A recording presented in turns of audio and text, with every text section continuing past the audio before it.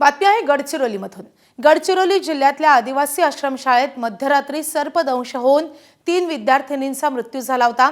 अत्यंत वेदनादायी आणि संपूर्ण आदिवासी समाजासाठी दुर्दैवी अशी घटना आहे, अशी भावना भाजपचे आमदार संजय पुराम यांनी व्यक्त केली आहे। या गंभीर प्रकरणाची दखल घेत संजय पुराम यांनी राज्याचे आदिवासी विकास मंत्री अशोक उईके यांना निवेदन दिले आणि सर्व आश्रमशाळांची चौकशी करून कारवाई करण्याची मागणी केली आहे।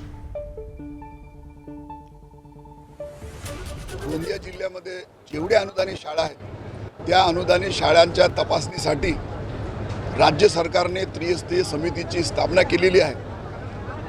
2 दिवसात संपूर्ण आश्रमशाळेच्या त्या ठिकाणी चौकशी करण्यात येईल आणि जिथे बेड नाही आहे, जिथे स्वच्छ पिण्याच्या पाणी नाही आहे, स्वयंपाकगृह बरोबर नाही आहे, अन्नधान्य कोठी बरोबर नाही आहे, त्या सर्व अनुदानित शाळा शासन आपल्या स्तरावरून कारवाई करेल आणि खूपच क्रिटिकल शाळा असतील ते तातडीनं देखील बंद करणार आहे।